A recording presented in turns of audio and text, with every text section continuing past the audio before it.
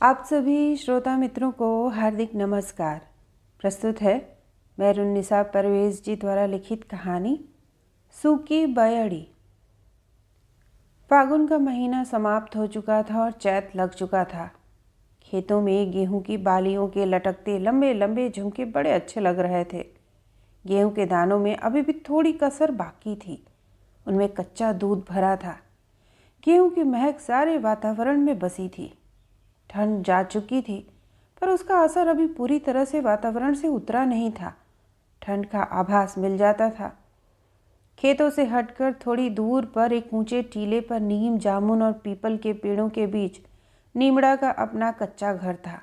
घर पर खपरैल लगी थी। उसारे की छत पर फूस का छप्पर था। नीमड़ा के घर के पीछे जहाँ कांटों की बाड़ी समाप्त होती थी, वहीं से खेत शुरू हो गए थे। दूर तक खेत ही खेत दिखते थे। ढेर सारे खेतों की सरहद के किनारे बसे नीमड़ा का अपना एक भी खेत नहीं था। वह तथा उसकी पत्नी रोज दूसरे के खेतों में मजदूरी करने जाते हैं। 3 बेटियां, 1 बेटा और ढेर सारे मुर्गे मुर्गियां, यही नीमड़ा की दुनिया, परिवार, धन और संपत्ति थे। इन्हीं के इर्द गिर्द नीमड़ा का जीवन चक्र घूमता था। नीमड़ा के मुर्गे मुर्गियों के कारण रोज आसपास के लोगों से कहासुनी हो जाती थी, इसलिए उसने कांटों वाली बाड़ चारों ओर बना रखी थी। घर के आंगन के पीछे कंडे के ऊंचे ढेर के बने टीले पर कलगीदार काले पंख और लाल पंखों की लंबी पूंछ वाला कड़कनाथ मुर्गा चढ़ा था। ऊंचाई पर चढ़कर वह दूर दूर तक के दृश्यों को देखकर प्रसन्न हो रहा था। गर्दन मटका मटका कर सारी दुनिया को निहार रहा था। कुटकुटा कुटकुटा कर वह नीचे चरते मुर्गे मुर्गियों को प्रभावित करने की चेष्टा कर रहा था। नीचे चरते मुर्गे मुर्गियां उसे बहुत छोटे और बौने लग रहे थे।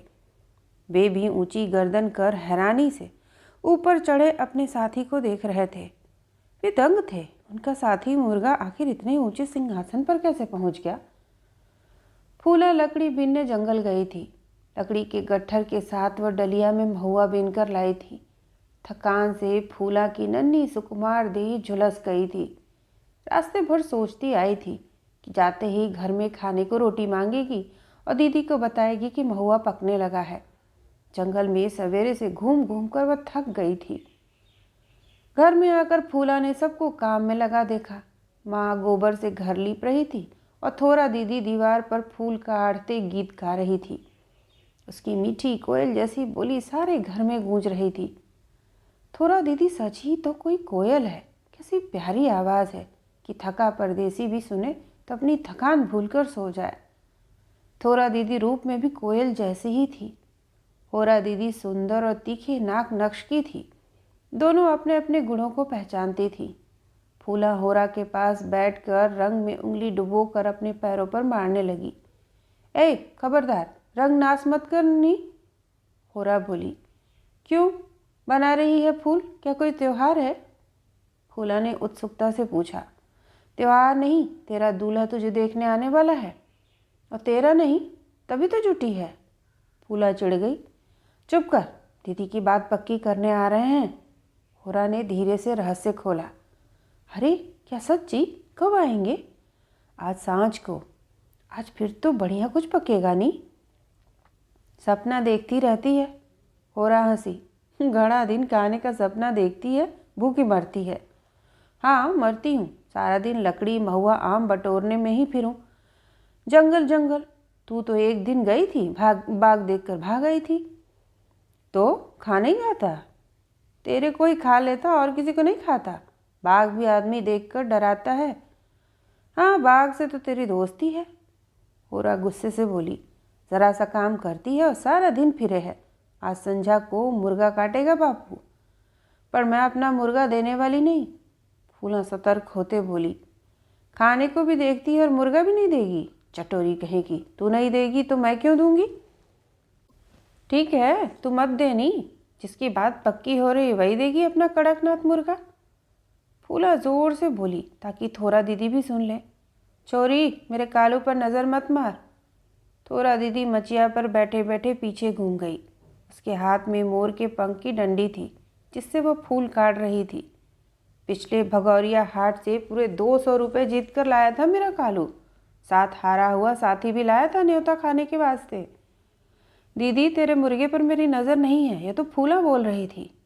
पर दीदी, फूला बोली, जब मुर्गी के बच्चों का बापू ने बंटवारा किया था तभी बात पक्की हो गई थी कि सब अपने काम पर ही अपना मुर्गा काटें या बेचें, दूसरे पर नज़र नहीं मारेंगे।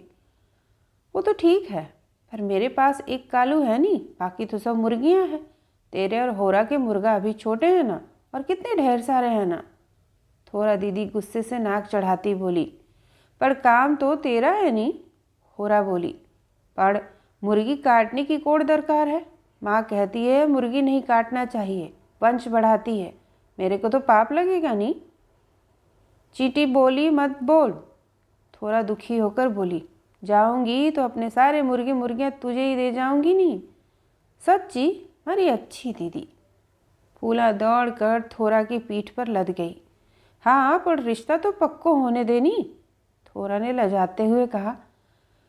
मैं मानता माड़ू नहीं दीदी। फूला ने दोनों हाथ जोड़ लिए। बावली। ओरा दोनों बहनों का मेल देख चिढ़कर ऐंठती बोली, दीदी देख, ऐंठ रही है यार, ऐंठने दे। बाहर से लीपने का काम निपटाकर हाथ पैर धोकर माँ अपने लुगड़े के छोर से हाथ पोंछती भीतर आई। तीनों को लड़ता देख बड़बड़ाई, छोरियाँ कदी नहीं बदली हो, रोज धीना धंधोड़ा उठाए नथुड़ा फुलाई घूमे हैं, कल से नी बैठे नी बावली छोरियाँ। माँ बड़बड़ा कर डलिया से मक्के की रोटी निकाल कर खाने लगी। भूख लागी है। फूला माँ के पास पहुँच गई। मरचा नमक पीसी ले, चटनी से खाई ले, रूखी खानी जाए। मारी बात और है। माँ रूखी रोटी चबाते बोली, नमक से खाई लूँ? फूला भूख से अधीर होते बोली, नहीं रे फूला, चटनी पीसी ले, थोड़ा म्हारा मुड़ा में भी खा डाली दे। थोड़ा बोली, पीसी ले पीसी ले। माँ ने दोबारा कहा।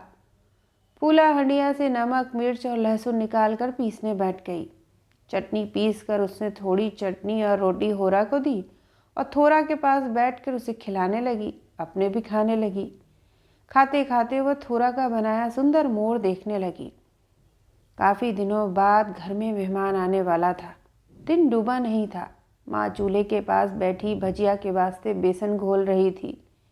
नीमड़ा चूल्हे के पास आकर बैठा और चूल्हे से जलती कोलती उठाकर बीड़ी सुलगाने लगा। बीड़ी का कश लेता हुआ जलती आग को घूरता रहा। बीच बीच में पत्नी को परख लेता था। नीमड़ा के मन की उलझन का पत्नी को कोई अंदाज़ा नहीं था। वो अपने काम में वैसे ही लगी रही। एक बात बोलूं? नीमड़ा ने चुप्पी तोड़ी। बोल नी।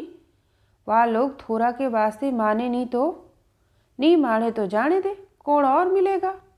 पत्नी चूल्हे पर लोहे की कढ़ाई चढ़ाकर तेल डालते बोली, राम ने जोड़ी बनाई है तो कदी तो आएगा। वह लोग तीनों छोरी ने ब्याहना चाही रिया, उनके 3 छोरा है नहीं। पर इतनो अंधेड़ छोरा वाला है तो अपनी झपली अपनों राग काढ़ेगा। तो तू बोलनी नी, 3 छोरी को एक संग घर से काढ़ने वाली नी, मना बोली देनी। दुनिया में कैसा कैसा लोग ना है। माँ ने गहरी चिंता में डूबते हुए कहा। धीरे बोलनी, छोरियाँ सुने हैं। नीमड़ा ने माँ को सतर्क करते हुए कहा और चूल्हे की लकड़ियों को चूल्हे में दोबारा सहेज कर फूंक मारकर आग ठीक जलाते हुए कहा, जाने तो जान लेने दे। छोरियाँ भी तो जाने नहीं दुनिया कैसी है, दुनिया का लोग ना कैसा है। माँ दुखी होकर बोली, थोड़ा के लिए आने वाला थोड़ा ही बात करे नहीं, होरा तो रूपवान है, कोई से भी राजी खुशी मांग कर ले जावेगा। मान जा सियाणी, नीमड़ा ने पुचकारते फुसलाते हुए कहा। टटोल कर ही तो बोल रिया हूँ। 1 बैंड के वास्ते 2 बैंड का टेका। माँ चूल्हे पर लोहे की कढ़ाई चढ़ाकर तेल उड़ते हुए बोली, बात फेर दे, 1 के वास्ते 2 की हकरी छीणे। माँ बाप होकर ऐसा अन्याय करें। माँ परात में पकौड़ियों के वास्ते बेसन घोलते हुए बोली, जाड़े दे, और कौन आवेगा। दुनिया में छोरा का काल नहीं पड़ी गयो। भजिया पकौड़ी छोरा छोरी खाई लेगा। घड़ा दिन से चाकी नहीं पकौड़ियाँ, टेसुआ नहीं आयो। डोर डंगर ठिकाने बिठाई कर आवेगो नहीं। वही दिड़ा पटेल ने बकरी जंगल भागी गई तो देखी नहीं, पटेल का ईसो बावेला मचाए थो। गांव से काटने की धमकी सुनाई गयो थो। काई करा, सारा दिन बाल बच्चा संग खेत मजूरी करा, तब भी घर नहीं चाले। कल सारा दिन चक्की में बेसन पीसी, आज सारा दिना घर लीपा पोती में निकली गयो। 2 दिना की मजूरी डूबी गई नी। छोरी की बात पक्की हुई जाए ऐसे कौन आसार भी नहीं दिखे। धैर्य रख बावली, बात नहीं तोड़ेगा। उसका छोटा दुश्मन की बेटी नू ब्याह वास्ते कूदी घूम रिया है, कोड़ बीच का रास्ता कड़ेगा नहीं। जाने कब रास्ता कड़ेगा। माँ ने गुस्से से पकौड़ियों को तेल में छोड़ दिया। झारे से पकौड़ियों को उलट पुलट कर बोली, अमीर लोग गरीब आदमी के वास्ते कभी रास्ता नहीं काटता। अपना बिरादरी का आदमी भी गरीब के लिए मन में दया नहीं रखे। माँ ने झारे से गरम पकौड़ियों को कढ़ाई से निकालकर बांस की डलिया में डाल दिया। चूल्हे की आंच तेज हो गई थी। उसको धीमा करते बोली, जाने दे, भगौरिया से कोई ले जावेगा। अंधेर बात मत बोल। नीमड़ा गरम पकौड़ी डलिया से उठाकर मुंह में डालते बोला, भगौरिया हाट से सुंदर कन्या को छोरा भगावे है। देख, छोरियां घर से ब्याह कर जावें तो सासुरे में मान पाती हैं। सवंगया ब्याह का हमारी जाति में बहुत आदर है। हमारा अपना ब्याह भी तो सावंगया ब्याह था। रहने दे, अब कौन में ताकत है सावंगवा ब्याह करने की। कौन बिरादरी को खिलावे, कौन ब्याह का खर्चा उठावे, कौन में ताकत है। हमारा बखत और था, सस्ता जमाना था। मेहनत मजूरी करके गुजर बसर करने वाले की इतना बल कहाँ। मैं बिन फेरे के छोरियों को विदा करूँगी, फेरे वह अपने घर फेर लेगा। बस 5 आदमी आवे, ज़्यादा को नहीं खिलाने वाली। तू तो हुई गई बावली, अब झाड़ू लेकर गांव में फिरेगी। इमड़ा ने चिढ़कर कहा, अरे पहली छोरी के ब्याह में हाथ टेक रही है, तू कहीं जाड़े मंगड़ी करे। फेरे लेकर जाने वाली बेटी भागमान होती है, बिरादरी और ससुराल की आन होती है। ठीक है, आने भी तो देनी। गरीब आदमी क्या बोल, गूंगा है नी। माँ ने अपना काम और अपनी बात पर जैसे विराम लगा दिया। सांझ को गोधूली वेला होते होते पाहुने घर आए। घर में चहल पहल थी। खाट पर दरी और नई चादर बिछा दी गई थी। खाट पर बिछी बड़े बड़े कमल फूल बने छापे वाली चादर माँ ने 5 बरस पहले त्योहारिया हाट से खरीदी थी। घर में कभी कोई पाहुना नहीं आया तो बक्से में 5 बरस से ताले में पड़ी थी। माँ ने चादर को फटकार कर खाट पर बिछाई तो नई चादर की सौंधी महक घर में भर गई। सबके चेहरे पर प्रसन्नता खिलाई। ठीक अवसर पर चादर निकली देख माँ के चेहरे पर भी प्रसन्नता की आभा थी। अतिथियों का सत्कार पहले पानी और गुड़ से हुआ। अतिथि जमीन पर बिछी चटाई पर बैठ गए। खाट सजी धजी पड़ी थी। बात पक्की होने पर खाट पर दोनों समधी विराजते हैं यह दस्तूर था। गांव के बिरादरी के लोग भी आए थे। नीमड़ा और टेसुआ अच्छे कपड़े पहनकर पीली पगड़ी बांधकर तैयार होकर बैठे थे। टेसुआ कांसे की बड़ी परात में पकौड़े लाकर अतिथियों के आगे रख गया था। परात सारी बिरादरी में घूम रही थी। एक एक पकौड़ा उठाकर सब खा रहे थे। सबके चेहरे पर उत्सुकता थी। सब बात तय होने की बाट तक रहे थे। भीतर वाली कोठरी का किवाड़ भीतर से बंद था। कुंडी चढ़ी थी। दीवार के बीचों बीच बने आले पर दिया रखा था। दिए का उजाला थोरा के मुंह पर पड़ रहा था। किवाड़ के पास थोरा और होरा बैठी थी। होरा किवाड़ की झिरी से बाहर झांक रही थी और थोरा को बाहर की कथा देख देख सुना रही थी। थोरा उत्सुक प्रसन्न सी बहन के चेहरे के भाव को पढ़ रही थी। थोरा की आंखों में ढेर सारे सपने तैर रहे थे। दूसरी कोठरी का एक किवाड़ खुला था। दूसरे पल्ले की आड़ में फूला माँ के साथ बैठी थी। बाहर की गतिविधियों को फूला देख देख कर माँ को बता रही थी। बाहर की धीमी गति देख फूला का धैर्य छूट रहा था और ऊब हो रही थी। उसे नींद सी आने लगी थी। वो मनी मन बार बार सोच रही थी, जाने कब बात पक्की होगी, कब रोटी मुर्गा खाने को मिलेगा। तीनों छोरियों ने एक संग ले जाऊंगा, मोटी रकम दे जाऊंगा। छोरे का बापू बार बार बोल रहा था। नहीं नहीं बिरादर, ऐसा मत करो, थोड़ा की बात पक्की करो, दोनों तो अभी छोटी हैं नहीं। नीमड़ा बोला, बैठ बैठ देवरानी जेठानी बनी रहे तो घर की व्यवस्था ठीक रहे नहीं। 3 छोरा वास्ते 3 बैठ हिलाऊंगा, ऐसा विचार से ही इतनी दूर आना पड़ो नहीं। पर छोड़ी माँ माने तब नहीं। छोरी की माँ केड़ो वास्ते नहीं माने? म्हारो घर देख ले, पूछ परख ले वे। अरे राज करेगी तेरी बेटी, नहीं मारेगा तो हमारा गांव चला जाऊंगा। छोरे के बापू की बात सुनकर नीमड़ा का मुंह लाल तोमड़ा सा हो उठा। निराशा सी लगा घर आई बात लौट गई। गले में पड़े गमछे से नीमड़ा ने अपना मुंह पोंछा और सामने वाली कोठरी में किवाड़ की आड़ में बैठी फूला की माँ को देखा। फूला की माँ भी उसे ही देख रही थी। वह समझ गई कि मामला सुलझेगा नहीं। उसने इशारे से 2 उंगलियां अपनी उठाकर नीमड़ा को संकेत किया। नीमड़ा ने थोड़ी चैन की सांस भरी।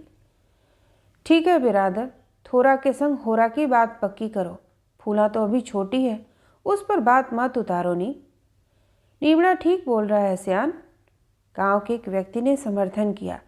होरा को दे रहा है और कहीं, दोनों की बात पक्की करो नी। हाँ, सभी बैठे लोगों ने समर्थन किया। ठीक है, चलो आपकी बात मैं राखूं। भगौरिया बाद बारात आवेगी। ठीक है, तुम्हारो स्वागत है, कहते नीमड़ा ने समधी को उठाकर खाट पर बैठाया। तुम भी बैठो नी, कहते समधी ने नीमड़ा को भी बैठा दिया और दोनों खाट पर बैठ गए। बधाई बधाई की ध्वनि उठी। टेसुआ दौड़कर हुक्का भरने भीतर गया। माँ ने जल्दी से हुक्का गर्म कर दिया। गरम तंबाकू की गंध उठी। टेसुआ हुक्का ले आया। छोरे का बापू हुक्का पीने लगा। प्रसन्नता की आंच सबके मुख पर खिल रही थी। नीमड़ा के मन का बोझ उतर गया था। हल्का सा लगा उसे। छोरे के बापू ने हुक्का गुड़गुड़ा कर नीमड़ा को दिया। रिश्ता पक्का हो गया। दोनों ने एक दूसरे को सम्मान दिया। नीमड़ा ने हुक्के को माथे से छुआकर समधी के अभिवादन को स्वीकारा और एक कश खींचकर हुक्का वापस अपने समधी के हाथ में दे दिया। छोरे का बापू हुक्का का आनंद लेने लगा। प्रसन्नता हंसी और बातों की गूंज गूंजने लगी थी। भीतर बंद किवाड़ों की ओट में बैठी होरा के आंसू ढल ढल गालों पर ढुलक पड़े। उसका मुख फक सफेद खीरे सा हो उठा। दर्द से भरी हूक मन से उठी और कलेजा काट गई। ब्याह का सपना देखा था, पर ऐसा बड़ी बहन को पार लगाने में उसकी बलि क्यों? उसका मन कच्चे बांस सा चिर गया था। घुटनों में सिर रखकर वह रो उठी। थोरा ने लपक कर उसे छाती से लगा लिया। बहन, मारा ब्याह वास्ते मना बोलनी। होरा से सकते बोली, मैं तो पुजारी के बेटे खेलिया से ब्याह करूंगी। भगौरिया हाट से जाड़े वाली थी अगले बरस। जी छोटा मत कर बहन, बापू की इज्जत राख। थोरा होरा के गालों से आंसू पोंछते बोली, तेरा कर्जा मेरे सिर रहेगा नहीं। जीवन भर उपकार मानूंगी, तेरी चाकरी करूंगी। पुजारी अपने बेटे खेलिया के वास्ते, छोटी बिरादरी की लड़की के वास्ते नहीं मारेगा। खेलिया को मैं जानूं, 1 नंबर का लंपट है। वो तो मारा पर भी डोला डारी कर रही हो तो जो डोरा डाले वो कभी ब्याह नहीं करे।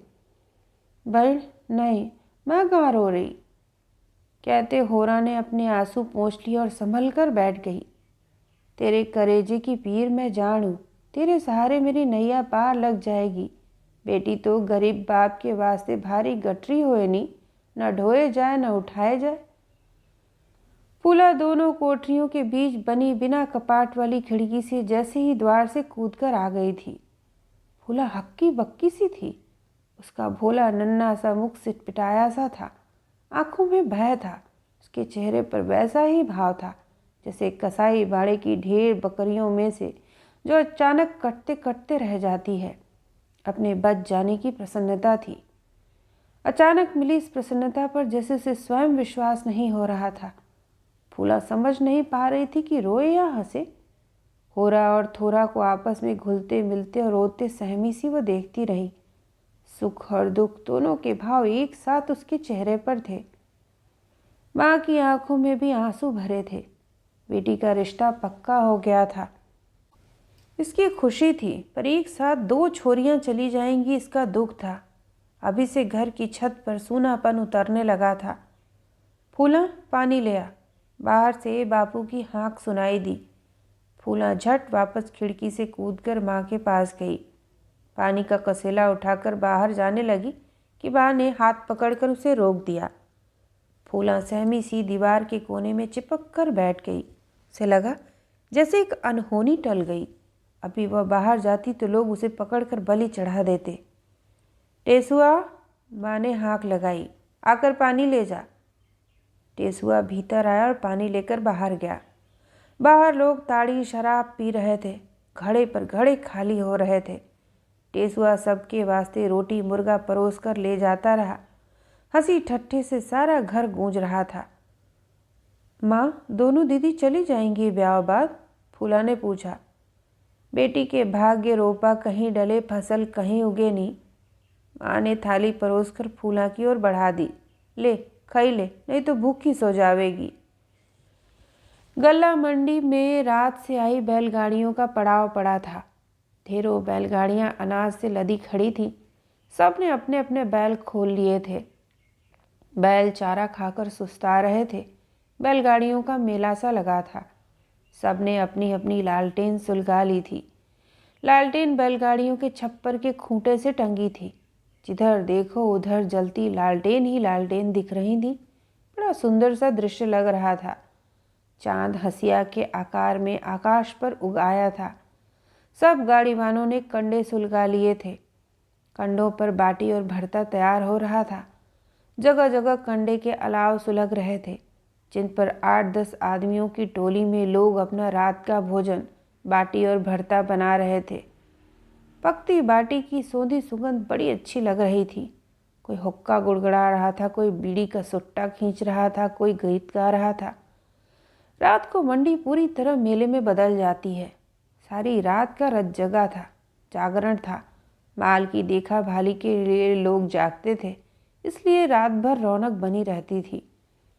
मंडी के पास एक छोटी सी गुमटी थी। यह लाखों बुआ की चाय की गुमटी थी। सारा दिन सारी रात उसका चूल्हा सुलगता रहता था। चूल्हे में मोटे मोटे लकड़ी के लट्ठे सुलगते रहते थे। चूल्हे की आग लाखों बुआ के मन की आग की तरह कभी नहीं बुझती थी। लाखों बुआ भी इतनी मिजाज की गर्म थी जैसे तीखी मिर्च हो, छूने वाला पानी मांगने लगे। कभी किसी को मुंह नहीं लगाती थी। सारा दिन चूल्हे पर चढ़े पतीले में चाय का पानी खौलता रहता था। 1-2 लड़के उसने रखे थे जो चाय पहुंचाने का काम करते थे। लाखों बुआ के चूल्हे से ही आग लाकर लोग अपने कंडे सुलगाते थे। कंडे भी लाखों बुआ के यहाँ मिल जाते थे। लाखों बुआ कंडे भी बेचती थी। पूरा एक कोठा उसका कंडों से भरा था। मंडी में आने वाले हर व्यक्ति को लाखों बुआ की इलायची, गुड़, नमक वाली चाय पसंद थी। जो पीता हरहरा उठता था। जाने कितने बरस से लाखों बुआ की चाय की गुमटी चल रही थी। उधार चाय नहीं देती थी, बस उसे तो नगद दाम चाहिए। बड़ा घेरदार घाघरा, पूरे बाँ की कमीज और बड़ा सा ओढ़ना ओढ़े रहती थी लाखों बुआ। काला ओढ़ना, कत्थे रंग का घाघरा, जेबों वाली कमीज अचकन पहनती थी। लंबी सी थैली कमर में खोसे रहती थी, जिसमें ढेर सारी रेजगारी, तंबाकू की डिब्बी, नस की डिब्बी, चूने की डिब्बी रहती थी। नाक के दोनों नथनों में नस ठूंस कर 2-4 छींक मारकर वह ताज़ा दम हो लेती थी। लाखों बुआ के पास ढेर सारी बकरियां थीं। हर बकरी का नाम था, जैसे लाल परी, नीलम परी, सफ़ेद परी, चितकबरी। यानी लाखों बुआ के पास परियां ही परियां थीं। लाखों बुआ जिस परी का नाम लेकर बुलाती वही बकरी आती थी। मजाल है जी कोई दूसरी आ जाए। बहुत हुक्म मानती थी सारी परियां। अपने से चरने चली जाती, अपने से लौट आ जाती। नीमड़ा अपने बेटे टेसुआ को लेकर लाखों बुआ की गुमटी में आ गया। चूल्हे के पास लाखों बुआ बैठी चाय बना रही थी। नजर उठाकर नीमड़ा को देखा। जुहार कर नीमड़ा बैठ गया। नीमड़ा चढ़ा, कहीं आयो? घणे दिन बाद आयो? लाखों बुआ ने पूछा। उधार लेने वास्ते आयो। तू और कहीं हतो? गरीब आदमी उधार लेड़े ही आवे है। लाखों बुआ हंसी। पर ऊंघा घड़ा पे पानी नहीं टिके। सेठ हैसियत देख उधार देवे हैं। प्यारो छोरो है, कहीं ना? टेसुआ, नीमड़ा बोला। मारा एक ही छोरा है, मोटी रकम की दरकार है। जमानत के वास्ते छोरा ने मजूरी पर रखूंगा। क्या? लाखों बुआ के हाथ गिलास में चाय डालते हिल गए। इतने अच्छे छोरा नहीं सेठ को भेंट करने लायो? कहीं करो, छोरी के ब्याह हैं, बिरादरी नू पंगत खिलाऊं नी। छी छी, तो बिरादरी के वास्ते छोरा नू जमानत वास्ते लायो। आपनो इज्जत बढ़ेगा नी, दोनों छोरियां ठिकाने लग जाएंगी। ले चाय पी ले। लाखो बुआ ने 2 गिलास बढ़ा दिए।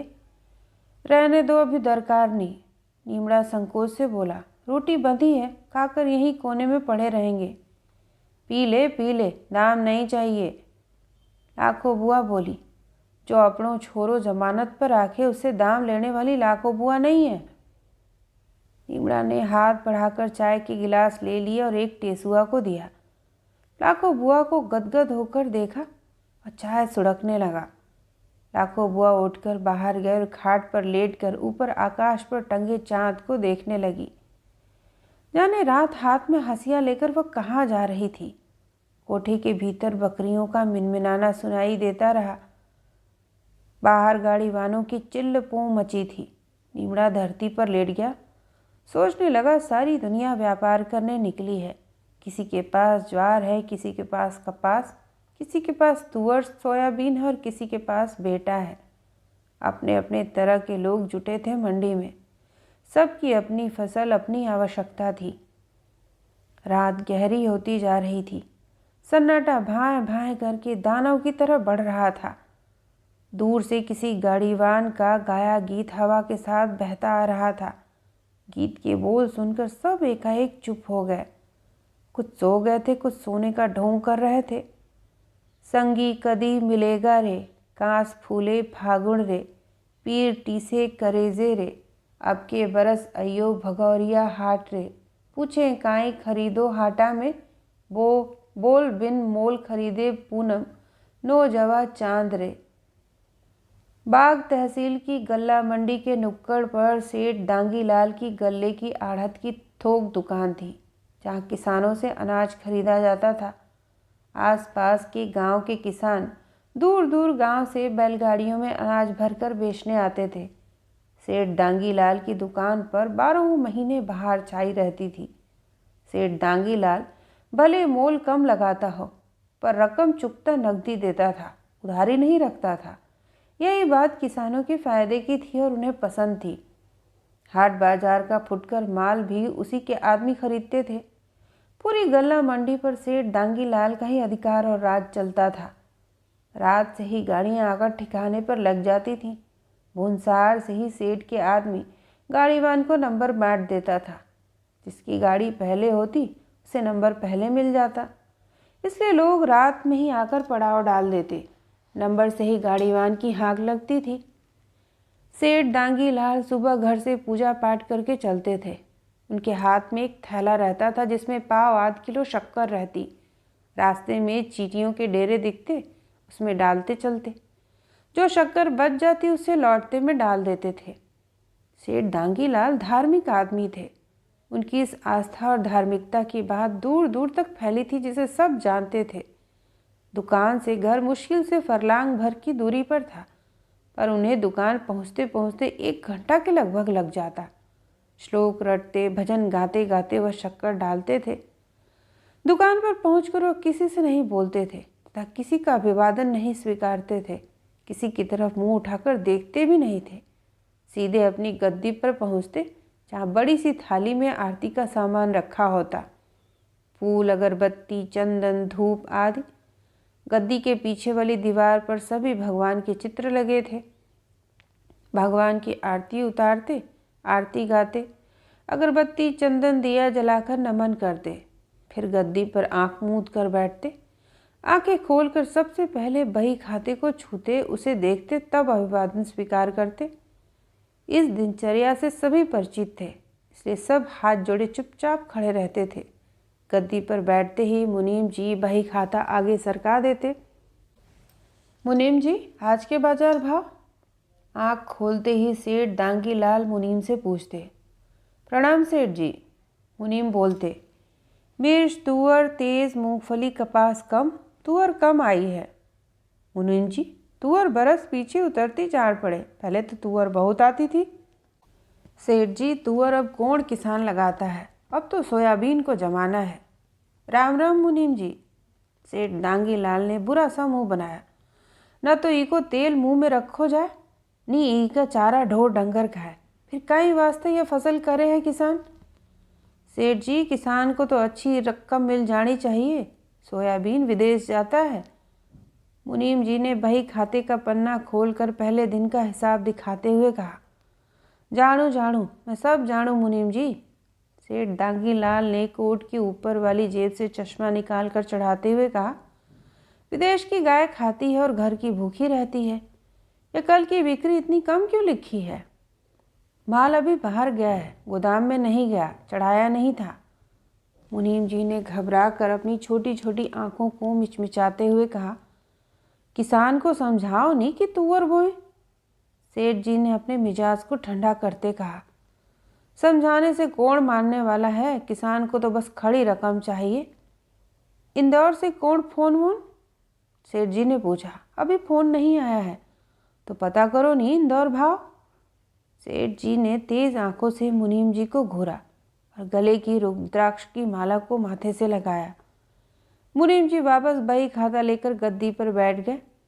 सेठ जी अपनी गर्दन को दाएं बाएं घुमाकर चटकाने लगे। मुनीम जी फ़ोन लगाने लगे। इंदौर की लाइन नहीं मिल रही थी। वह बार बार फ़ोन मिलाते रहे। अचानक लाइन लग गई। मुनीम जी प्रसन्न हो गए। चहक कर सेठ जी को देखा। सेठ जी, फ़ोन लग गया। सेठ माणिक लाल जी लाइन पर हैं। अच्छा। सेठ ने अपना फ़ोन उठा लिया। हाँ, हेलो, कौन? सेठ माणिक लाल जी, जयराम जी की भाया। काई खबर है? हुकुम करो नी। भाव गिर गया? क्या सुबह सुबह के बोल रिया नी? हम तो गरीब आदमी, कमर टूट गई नी। व्यापार की चढ़ उतर से आप लोगों को फर्क नहीं पड़े नी। हम तो छोटे व्यापारी हैं। मेरी दुकान के सामने मंडी में माल लिए गाड़ियाँ खड़ी हैं नी। हेलो, क्या?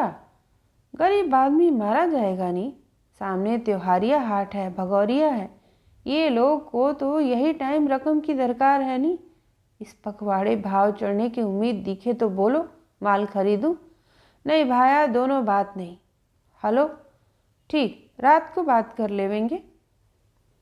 सेठ जी ने फ़ोन रख दिया।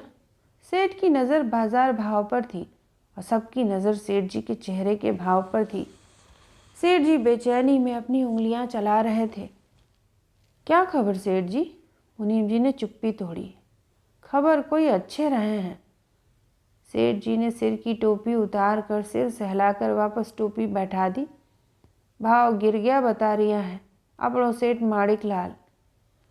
आगे हुकुम? मुनीम जी ने डरते डरते पूछा। माल लो नी। सेठ जी बोले। बेचारा किसान कहीं जावेगा। बोली 20 रुपये गिरा दो। ठीक। मुनीम जी को हिम्मत आई और उन्होंने हुड़क कर संपत राम पहलवान को आदेश दिया। संपत राम जी, भाव 20 रुपये गिरकर बोली चढ़ेगी। हुकुम मालिक। संपत राम ने सिर हिलाकर आज्ञा स्वीकारी और दुकान के बाहर सीढ़ी पर जाकर खड़ा हो गया और हाँक लगाई। 20 रुपये गिरकर बोली उठेगी। बाहर मंडी में सनकारा खिंच गया। हलचल मच गई। सब सतर्क होकर एक दूसरे का मुंह ताकने लगे। सबके मुंह लटक गए। एक के कान से दूसरे, दूसरे से तीसरे तक बात फैलती रही। सब सख्ते में आ गए। एक गाड़ीवान अपनी गाड़ी पर जाकर बैठ गया। गमछा सिर पर लपेटता दूसरे से बोला। भाव कम लगा है, बोल क्या बोलता है? दूसरा गाड़ीवान। माल तो खाली करना होगा नहीं, वापस लाद कर कौन ले जाएगा? तीसरा गाड़ीवान जो जवान था और रात को गीत गा रहा था बोला। सेठ की कोई लड़की है, इस बार भगौरिया हाट से उठा कर ले जाऊंगा। चौथा गाड़ीवान। चुप, सेठ का आदमी सुन लेगा तो सारी चर्बी निकाल कर अरंडी का तेल भर देगा। एक गाड़ीवान। अब रकम तो चाहिए ना, त्योहारिया हाट भरने वाली है। त्योहारिया हाट से सामान खरीदेंगे तभी तो भगौरिया हाट जा पाएंगे। अरे, घर में छोरियों ने बावेला मचा रखा है, जाने कब से तंग कर रही हैं कि अनाज कब बिकेगा। दूसरा गाड़ीवान। उम्र के साथ ही सारा रस है, अब हमारी उम्र तो बस मेला देखने की रह गई है। पहला गाड़ीवान। बीती याद कम है क्या फिर फुरेरी लाने के लिए? काहीं हम नहीं जानते, तुम सज धज कर जाते थे बगौरिया हाट में, पर भैया पतंग तो तुम्हारे हाथ लगी नहीं, कोई दूसरा ही काट कर ले गया। दूसरा गाड़ीवान गुस्से से बोला। हाँ हाँ, जानता है तो जान, मैं क्या तेरी नहीं जानता? तेरी वाली दूसरे के संग भग गई तो ब्याह कर घर बसा लिया था। पहला गाड़ीवान, तो क्या उसके दुख में जिंदगानी बिगाड़ लेता? चौथा गाड़ीवान, छोड़ यार ये लड़ाई झगड़ा, अभी की सोच, ले देकर तो सेठ आया है, अब बोली भी गिरा दिया और जाने गाड़ी का नंबर आते आते सांझ न हो जाए। पहला गाड़ीवान, न्याय तो मिलना चाहिए नहीं, एक गांव की बोली टूटे माल गिरे तब दूसरे गांव की चालू होनी चाहिए। संग संग आते हैं तो संग संग लौट जाएं, रास्ते में 10 दोस्त दुश्मन मिलते हैं। चौथा गाड़ीवान, बुद्धेन का क्या हुआ? मार दिया था ना लुटेरों ने और रकम छीन कर खून कर दिया था। गाड़ी में पटक कर बैलों को हाँक दिया था। बैल समझदार थे, लाश लेकर घर पहुंच गए थे। दूसरा गाड़ीवान, बैल तो सियाणे होते हैं, रास्ते में शेर चीता भालू की महक पाकर जाते हैं तो खड़े हो जाते हैं, आगे नहीं बढ़ते। रात का बखत हो तो जंगल में ही रुक कर आग जलाकर पड़ाव डालना पड़ता है। तीसरा गाड़ीवान, जंगल के जानवर डरते भी तो किसी से नहीं, बस आग से भय खाते हैं। सेठ का आदमी संपत राम हाँक पर हाँक लगा रहा था। सब धीरे धीरे अपनी बैलगाड़ी लगाने लगे। माल तो बेचना अनिवार्य था, चाहे सस्ता चाहे महंगा। मंडी में फिर से हलचल उठी, लोगों की धक्का पेली बढ़ गई, हर एक को अपने माल की चिंता लग गई थी। नीमड़ा टेसुआ के संग सेठ दांगीलाल की दुकान में बड़ी देर से दरवाजे के कोने में बैठा बैठा चुप सा सब निहार रहा था। मंडी का शोर बढ़ता जा रहा था। सेठ के सारे आदमी माल खरीदने में लगे थे। बड़ी देर से नीमड़ा मुनीम जी के फुर्सत में होने की बाट ताक रहा था। मुनीम जी अपने बही खाते में गोता लगाने में लगे थे। सेठ जी की कान खुजाते समय नजर नीमड़ा पर पड़ गई। मुनीम जी, काई बात है, यह देर से खड़ा है? कर्जा मांगने आए होगो तो पूछो नी। हाँ भाया, काई वास्ते आया, इधर आओ नी, सेठ जी बुलाई रिया। मुनीम जी ने नीमड़ा को पुकारा। नीमड़ा लपक कर मुनीम जी के पास आकर खड़ा हो गया। उसके पास टेसुआ भी आकर खड़ा हो गया और बट बट भकवा सा कभी मुनीम जी को कभी सेठ जी को देखने लगा। थारो नाम? मारो नीमड़ा, बेटा का नाम टेसुआ, कर्जा वास्ते आया है। कर्जा? जमानत की बिना कभी मिलेगा? सेठ जी ने कान से मैल का गट्ठा निकालकर अपनी धोती से पोंछा और मैलदानी को फूंक मारकर साफ करते हुए कहा। नीमड़ा घबराया सा चुप खड़ा था। टेसुआ गांव से पहली बार बाग तहसील आया था। पहली बार उसने कोई शहर देखा था। सेठ की दुकान में लगी भगवान की फोटो भी वह पहली बार देख रहा था। आंखें फाड़ कर वो बिटर बिटर सब ताक रहा था। बोलो काई नहीं, गूंगा काई हुआ? मुनीम जी ने उसे फटकारा। लाडीनो ब्याह है, कर्जा चाहिए। काई रे? मुनीम जी भड़के। काई, यहाँ दान खाता खुले हैं नी? नहीं मालिक, तुम ही तुम्हारे अन्नदाता हो। ब्याह में बिरादरी को जिमानो है, एक साथ 2 छोरियों का ब्याह आए पड़ो है। फिर? मुनीम जी बोले। मुनीम जी और नीमड़ा की बात चल रही थी तब पूरे समय सेठ जी आंखें मूंद कर मुंह टेढ़ा कर अपने दोनों कानों का मैल निकालने में तल्लीन थे, जैसे उनका कमरे में हो रही बातचीत से कोई सरोकार नहीं था। नीमड़ा कभी सेठ को कभी फोटो वाले भगवान को निहार लेता। जानता था फोटो वाले भगवान मदद नहीं करेंगे, जो भी करना होगा सेठ को ही करना है। कितना रोकड़ा चाहिए? 1000 मालिक। 1000 छूट सकेगा? मुनीम जी ने ऊपर से नीचे चश्मा लगाकर नीमड़ा को देखा। जमानत? छोरा नहीं लिवा लायो जमानत वास्ते। मालिक 1 बरस बंधक मजदूरी करेगा। आदमी काहे करे, खेत घर हो तो बोल। मालिक गरीब आदमी की तो संतान ही जायदाद है, यही मारो धन संपत्ति सब है। मुनीम जी, आपनों को आदमी की दरकार है? सेठ जी ने मुंह खोला। दरकार तो नहीं है। मुनीम जी ने सेठ जी को देखा और सेठ जी की आंख का भाव समझते हुए बोला, बेचारा मुसीबत में है, आप मदद नहीं करो इनका तो कौन उद्धार करेगा। 1 बरस की बंधक मजूरी कम है, 2 बरस लिखा लेते हैं, रुपया चुकता कर देगा तो कभी भी ले जावे। ठीक है, देखभाल कर करो, नुकसान नहीं होवे। सेठ जी ने अपनी खोपड़ी खुजाई और आंखें मूंद कर गुड़पी खाते हुए बोले, तो 2 बरस की बंधक मजदूरी पर रखना पड़ेगा। समझ में बात आवे तो अंगूठा टेक, नहीं तो टेम मत बर्बाद कर। मुनीम जी ने निर्णय सुनाया। ठीक है मालिक, नीमड़ा भयभीत सा बोला। 2 बरस बेटा यहाँ रहेगा सोचकर उसकी आंखों में पानी उतर आया। गला रूंध गया। छूट सकेगा? छूटूंगा, अपनी हड्डी को गलाकर छूटूंगा। छोरा यहीं रहेगा, हफ्ता 15 दिन में तू मिलने आवेगा, बस रोटी यहीं दे देंगे। ठीक है, नीमड़ा ने सिर हिलाया। क्यों छोरो? मुनीम जी ने टेसुआ से पूछा। हुकुम सरकार। मुनीम जी टेसुआ की बात करने के ढंग से प्रभावित हो गए। समझ गए सिक्का ठन्न से बोला है, यानी चलेगा। मुनीम जी ने सेठ जी को प्रसन्नता से निहारा। सेठ जी बगले की तरह आंखें मूंदे बैठे थे, पर कान बातचीत पर ही लगे थे। आंखें खोलकर उन्होंने मुनीम जी को देखा। सिक्का चोखो है, बाजार में ठीक चलेगा, रकम दे दो, सेठ जी बोले। मुनीम ने तिजोरी खोलकर 500 रुपए की 2 गड्डी निकालकर नीमड़ा की गद्दी पर फेंक दी, मानो कुत्ते को रोटी दे रहा हो। चल अंगूठा टेक। मुनीम जी ने नीमड़ा का अंगूठा बही खाते पर लगवा लिया। नीमड़ा अंगूठा लगाकर रुपए की दोनों गड्डियों को उठाकर गमछे में बांध, कमर में पेटी की तरह बांध कर धोती को कमर में ठीक से लपेटता मुनीम जी को सेठ जी को हाथ जोड़कर जाने लगा। अरे नीमड़ा, ठहरनी, छोरों को तो छोड़नी, मुनीम जी ने पीछे से काल की तरह पुकारा। छोड़ जाऊंगा नी, रोटला खिलाकर पुचकार कर समझाकर भीतर लाऊं नी। ठीक है ठीक है, मुनीम जी बोले और शरारत से कुटिल हंसी उनके मुख पर विराज गई। बाहर जाते जाते टेसुआ सारी बात समझ गया कि बापू उसे छोड़कर गांव जाएगा। बंधक मजदूरी का अर्थ अब उसकी समझ में आ गया था। बाहर आते ही वह फुक्का मार कर रो पड़ा। नी बापू, मारे नहीं छोड़, मत रो नी, रोज आऊँगा, बहन के ब्याह बाद छुड़ा कर ले जाऊँगा। गाँव में तो तू मान गया था ना। नीमड़ा ने अपने आंसू पोंछे। बंधक मजूर समझ नहीं आयो तो ऐसो ही बेटा, बिना आफत पड़े गरीब आदमी की बात समझ नहीं आवे नी बापू, मना बोल, मैं तो गांव जाऊंगा।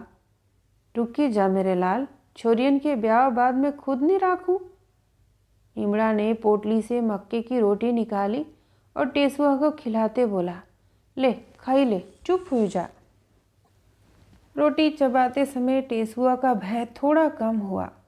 रोटी पेट में जाते ही मन में ताकत बढ़ी। सामने बैलगाड़ियों को देखता निहारता रहा। सोचता रहा, यदि उसका बापू भी किसान होता, उनकी भी ज़मीन होती तो अनाज होता, लाद कर बेचने बाग की मंडी आते। बाप तो मजूर है, वह बड़ा होगा तो ढेर ढेर रुपया कमाएगा, खेत खरीदेगा, खेत में कपास गेहूं ज्वार धनिया बोएगा, गाड़ी में भर कर बाग की मंडी लावेगा। तब वो अपने बेटे को बंधक नहीं रखेगा। काहीं सोची रियो है रे टेसू? नीमड़ा ने उसके सिर पर हाथ फेरा। बापू, तू कल आएगो नी? रोज आऊँगा, घर से रोटी बांध लाऊंगा। तो ठीक है, रहूँगा। बापू, मैं स्कूल जाऊँगा, सेठ मारे स्कूल जाने देगा, पढ़कर बापू मैं खेत लूँगा। सच्ची? नीमड़ा गदगद हो गया। चले जाना स्कूल, सेठ काहीं मना करेगा? चल भीतर कर दूँ, बैलगाड़ियाँ लौट जाएंगी, संग चला जाऊँगा, कल आऊँगा।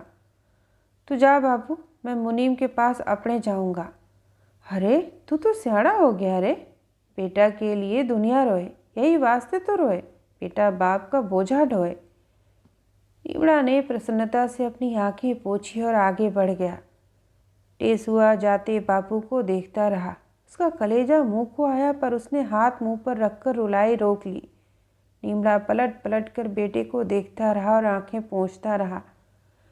बड़ी देर बाद टेसुआ भीतर आया। मुनीम जी के पास हाथ बांधकर खड़ा हो गया। मुनीम जी उंगलियों की रेखा पर गिन गिन कर हिसाब जोड़ रहे थे। आहट पर पलटे और टेसुआ को देखा। नीमड़ा गयो? हाँ। काय नाम बोले थारो? टेसुआ। हाँ टेसुआ। पढ़ना लिखना जाने? नी, मारे गांव नी स्कूल पूरे 25 कोस है, ढोर डंगर चराई लाता रिया। ठीक, पढ़ना लिखना कौन अच्छी बात है। सब पढ़ लिख कर कुर्सी पर बैठ जावे तो काम धंधो कौन करेगा। मुनीम जी बोले और टेसुआ को ऊपर से नीचे तक देखते मन ही मन सोचते रहे कि छोरे की तंदुरुस्ती ठीक है, काम ठीक करेगा। जा ढोर डंगर चराई ला। मुनीम जी ने एक आदमी को पुकारा और उससे बोले, टेनालाल जी, छोरे को गौशाला में छोड़ाओ, यहाँ दुकान पर बैठा बैठा काई करेगा। टेनालाल के पीछे पीछे चलता टेसुआ एक सकरी गली में आ गया। उबड़ खाबड़ रास्ता पार करने के बाद वे लोग एक टूटी फूटी पुरानी हवेली के पास पहुँचे, जो किसी पुराने जमींदार की गढ़ी रही होगी। सामने बड़ा सा टूटा परंतु मजबूत दरवाज़ा था। चारों तरफ पत्थरों का परकोटा बना था। गढ़ी टूटी फूटी हालत में पड़ी होगी, जिस पर सेठ जी के आदमियों ने कब्जा कर लिया था। भीतर पूरा खंडहर पड़ा था, जगह जगह खूंटे गड़े थे और हर खूंटे पर जानवर बंधे थे। ढेर सारे ढोर डंगर देखकर टेसुआ के प्राण सूख गए। सोचने लगा, क्या इतनों को चराना होगा। भीतर कई खाटें डली थीं। राक्षस जैसे पहाड़ की तरह बड़े बड़े आदमी वहां बैठे दारू पी रहे थे, ताश खेल रहे थे। जाने क्यों टेसुआ को घिन सी लगी। ऐसे लोगों के साथ रहना होगा। टेनालाल ने बड़ी बड़ी मूंछों वाले एक मोटे से आदमी के कान में कुछ कहा और चुप हो गया। उत्तर में उस मोटे लाल ने कुछ नहीं कहा। अपनी कुर्ते की जेब से धुंगिया की डिब्बी निकाल कर तंबाकू रगड़कर बनाया और टेनालाल को दिया और खुद भी भाग गया। टेनालाल धुंगिया खाकर मुस्कुराया और वापस लौट गया। मोटे लाल खाट पर लेट गया। 2-4 और लोग आ जुटे। मोटे लाल ने इशारे से टेसुआ को अपने निकट बुलाया। नाम क्या है? टेसुआ। टेसुआ के मुंह से बड़े प्रयत्न के बाद स्वर फूटा। काम क्या करता है? ढोर डंगर चराना या मजूरी? बस। चोरी करना जानता है? नहीं मालिक। टेसुआ ने घबरा कर अपने कान पकड़े। नया बछड़ा है, किसी एक ने कहा। ले जा रे, कालू से ढोर दिखा दे। एक लंबा सा लंबे मुंह वाला आदमी आया, जिसने अपने दोनों कानों में बालियां पहनी थीं। पीले लंबे लंबे दांत। बोलता कम था, दांत ज़्यादा दिखाता था। आते ही टेसुआ को ऐसे निहारा जैसे कोई सड़ी मछली हो, फिर नाक को सिकोड़ कर उपेक्षा से बोला, चल बे। टेसुआ को लगा जैसे उसके शब्द बोल नहीं, चाबुक हैं। कालू के पीछे वह पिटे कुत्ते सा चलने लगा। एक दरवाज़ा पार करने के बाद एक आंगन आया। वहाँ भी ढेर सारे जानवर बंधे थे। आंगन के बाद एक दरवाज़ा आया। दरवाजे के पीछे आंगन था, जहाँ छोटी छोटी कोठरियाँ बनी थीं। एक कोठरी का ताला खोलकर उसे भीतर धकेल दिया गया। चुपचाप सो जा, समय पर रोटी मिल जाएगी। कालू बोला और तंबाकू थूक कर उसने कोठरी की सांकल चढ़ा दी और ताला ठोंक कर चला गया। अंधेरी कोठरी में सहमा सा टेसुआ खड़ा था। उसकी आंखें डबडबा गईं। माँ और बापू याद आने लगे। तीनों बहनें याद आईं। ए रो मत, बैठ जा। अचानक अंधेरे कोने से आवाज़ आई। चौंक कर टेसुआ पलट कर देखने लगा। बहुत ध्यान से देखने पर लगा अंधेरे में कोई बैठा है। क्या आज आया है? हाँ, और तू? 1 महीना से भी ज़्यादा हो गया। तू भी बंधुआ मजदूर है? हाँ, मेरे बाप ने भी कर्जा लिया था। यहाँ क्या काम कराते हैं? अभी कुछ नहीं, पर काम लेंगे। क्या काम कराएंगे? जैसा लड़का वैसा काम। पहले 1-2 महीना रखकर जांच करते हैं, फिर काम लेते हैं। मतलब बेर बेर मत पूछ। जानता नहीं, सपेरे पहले सांप को टूकने में रखकर उससे रहना सिखाते हैं, फिर नचाते हैं। टेसुआ खाली खाली भयभीत आंखों से उसे देखता रहा, गूंगे की तरह। रोना आया, हिचकी सी उठी, पर उसने होंठ खींचकर सब गहक लिया। लड़के ने हमदर्दी से उसकी बाँह पर हाथ रखा। टेसुआ को लगा जैसे उसके बाबू का हाथ हो और गाल टिकाकर फपक उठा। रात गहरी हो गई थी। भीतर भी खूब अंधेरा था और बाहर भी। टेसुआ सहमा सा बैठा था, उसे नींद नहीं आ रही थी। दूसरा लड़का सोने लगा था, पर जब उसने देखा कि वह बैठा है, सो नहीं रहा, तो उठकर उसके पास आ गया। दोनों को अब एक दूसरे का नाम मालूम हो गया था। उस दूसरे लड़के का नाम सरूपा था। पूरे 2 बरस के लिए बंधक था। वो मोटेलाल कौन है यहाँ का? उसका नाम मोटेलाल नहीं रामचरण है। वही इस गौशाला का मुखिया है। इसी के हुक्म पर यहाँ काम होता है। नाम इतो अच्छो और कर्म बुरो। चुप, मुंह बंद रख। यहाँ दीवार के भी कान है। इसी की चाकरी में हैं हम दोनों। पर काम हल्को काम हो तो ठीक। यहाँ खदान नहीं खोदी जाए। फिर क्या? चोरी डाका कत्ल खून ये काम होते हैं ऐसो अंधेर के काम। कल मारा बापू आवेगा तो मैं चला जाऊंगा। कदी आवेगा तेरा बापू रे? स्वरूपा दर्द से सिहर कर बोला, अब नहीं आएगा तेरा बापू। मेरे बापू को भी नहीं आने देते। तो टेसुआ काँप कर बोला, अब तो तेरा मेरा यही संसार है। हम जैसे बहुत सारे लोग यहाँ कैद हैं। यह सरकारी जेल नहीं, यह कमीने आदमियों की बनाई जेल है। यहाँ पर यमराज का राज है। हम जैसे सैकड़ों असहाय लोगों को ये मार मार कर बेईमानी सिखाते हैं। यह नरक है टेसुआ, नरक। मैं गांव जाऊंगा। सो जा, चुप हो। ये लोग सुन लेंगे तो तुझे अलग कोठरी में रख देंगे, जैसे मुझे रखा था। चल सो जाते हैं। दोनों नीचे लेट गए। टेसुआ स्वरूपा से लिपट कर रोता रहा। स्वरूपा भी रोने लगा। बाहर कोई डंडा फटकार कर पहरा दे रहा था। कुत्ते के भौंकने की आवाज़ आती रही। नीमड़ा घर के मक्के की रोटी, आलू का साग और गुड़ के गुलगुले बनाकर 2 दिन बाद अपने गांव से बाग आया। नीमड़ा प्रसन्न था। घर में भी सब प्रसन्न थे। माँ और बहनों ने खुश खुश उसके लिए कलेऊ बनाया था। कलेऊ की पोटली बांधकर नीमड़ा सेठ की आढ़त की दुकान पर पहुंच गया। सेठ नहीं थे। मुनीम जी बही खाता सही कर रहे थे। मंडी में वैसे ही चिल्लपो मची थी। नीमड़ा मुनीम जी के ढियाँ आकर खड़ा हो गया। देर तक बाट तकता रहा कि मुनीम जी सिर उठाएं तो अपनी बात कहे, लेकिन जब मुनीम जी ने ऐसा नहीं किया तो नीमड़ा ने गला खखारा। मुनीम ने सिर घुमाया और चौंक कर चश्मे से नीमड़ा को ताका, जिससे सामने भूत खड़ा हो। काई रे, काई वास्ते उबो है? मालिक टेसुआ से भेंट करनी थी, उसकी माँ ने कलेऊ भेजा है, नीमड़ा ने प्रसन्नता से कहा। मुनीम जी ने झट से गुस्से से बही बंद कर दी, कलम रख दिया और दीवार से टिक गए। नीमड़ा को देखने लगे। समझ गए समस्या सामने खड़ी है, पहले इससे निपटना होगा। मुनीम जी ने तुरंत टेनालाल को हाँक लगाई। टेनालाल जी, इंदौर से ट्रक आया? नहीं मुनीम जी, सुबह तो गया है, 2 दिन तो लगेगा ना। टेनालाल ने मुनीम जी की आंखों के भाव ताड़ते हुए अपना बैल जैसा सिर हिलाया। नीमड़ा भाया, तेरो छोरो इंदौर गयो है। काई रे, कोई धंधो सीखने देगा कि आपड़ो सरीखे मूर्ख रखेगा? जा हफ्ता पीछो फेरा दे। मुनीम जी ने नीमड़ा को फटकारा। नीमड़ा की टिमटिमाती बुझी आंखों के दिए में जैसे किसी ने ढेर सारा तेल उलीच दिया। फक से बुझी बाती की चमक तेज हुई। प्रसन्नता से आंखों के गीले होते कीचड़ को हाथ से पोंछता, हाथ जोड़ता, निहोरे करता हुआ पलटा और बाहर जाने लगा। घर पर उसकी माँ बहनें सुनेंगी तो कैसे कैसे निछावर हो जाएंगी, सोचता गांव की सड़क पर बढ़ गया। त्योहारिया हाट भरी थी। लग तक दुकानें सजी थीं। दूर दूर से व्यापारी माल बेचने आए थे। सारा गांव सज धज कर त्योहारिया हाट जा रहा था। बैलगाड़ियों की होड़ लगी थी। रुपए इकट्ठे करके नवयुवकों ने अलग से बैलगाड़ियां किराए पर ले रखी थी, उन्हें फुंदनों से सजाया था। लड़कियां भी अपनी टोलियों में बैलगाड़ियों में लदी थीं। थोरा होरा और फूला भी संगवारियों के साथ बैठी थी। नीमड़ा पैदल पैदल बैलगाड़ियों के साथ और लोगों के साथ चल रहा था। फूला की माँ सयानी औरतों के संग अलग बैठी थी। सब प्रसन्न थे।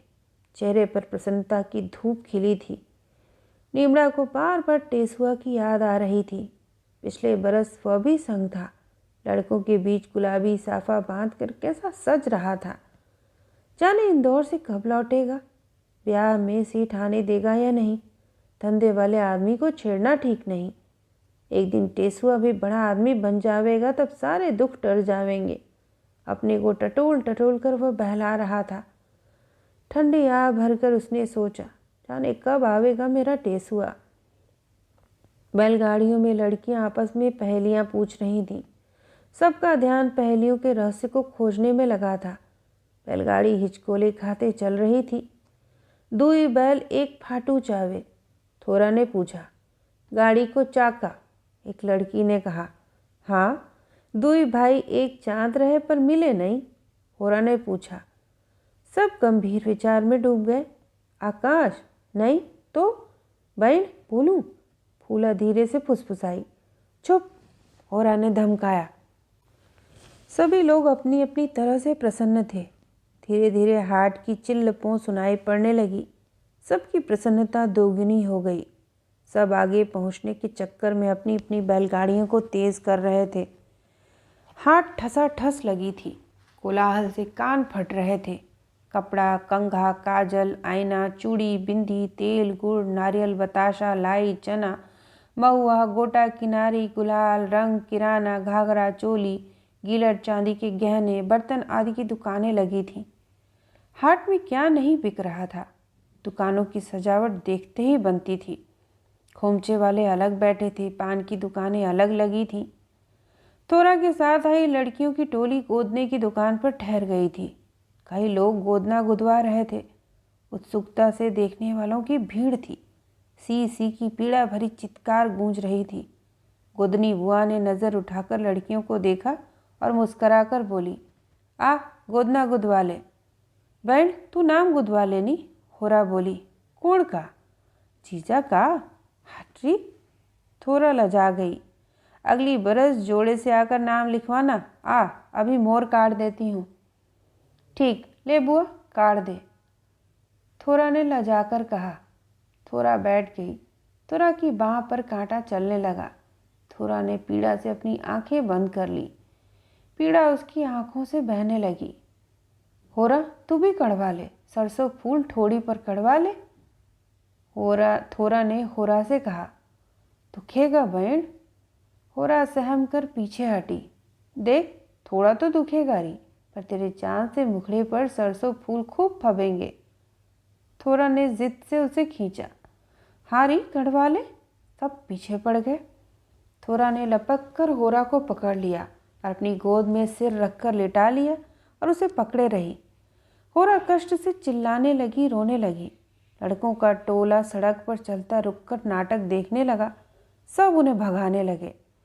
भगोनी, कहीं नहीं हो रिया हो, गोदनी बुआ ने सबको धमकाया। लड़के आगे बढ़ गए, पर पलट पलट कर देख कर हंसते रहे।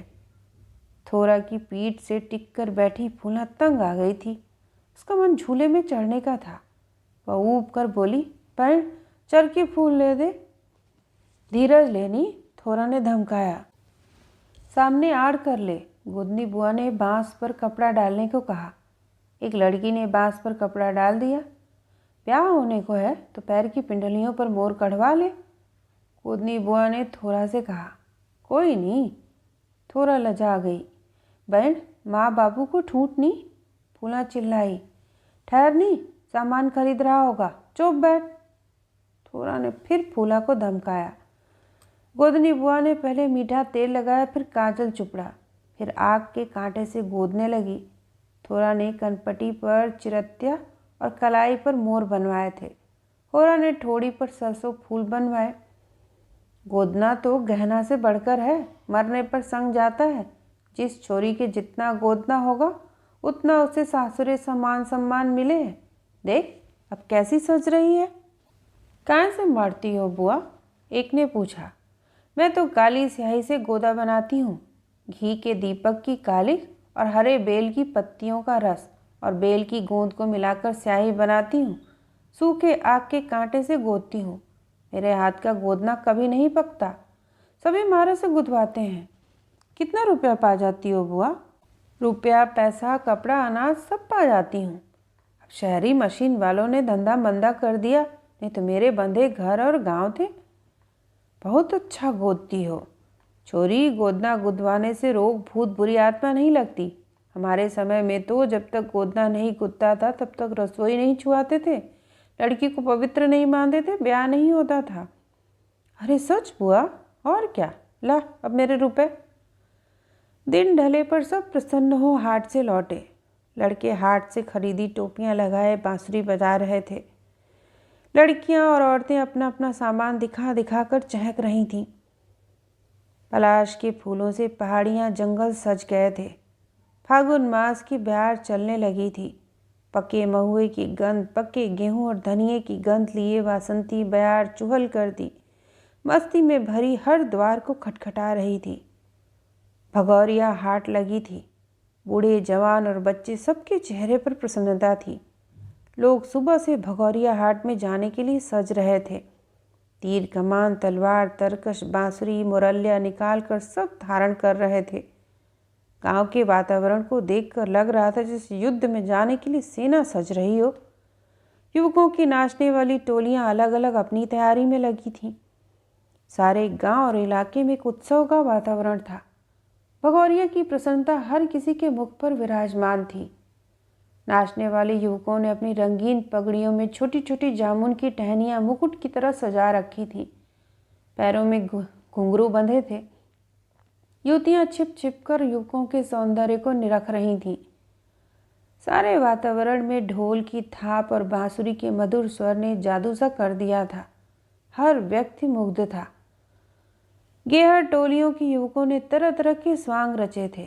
कोई स्त्री का वेश धरे, कोई जानवर का रूप धरे था, कोई बुटला बना था। सारे रास्ते गेहर टोलियां नाचते गाते अपनी कला का प्रदर्शन करते भगौरिया हाट जा रहे थे। युवतियां औरतें पैदल बैलगाड़ियों से गाती जा रही थीं। नए कपड़ों की सरसराहट, चूड़ियों की खनक, पायलों की रुनझुन वातावरण में पूरी गर्मी ला चुकी थी।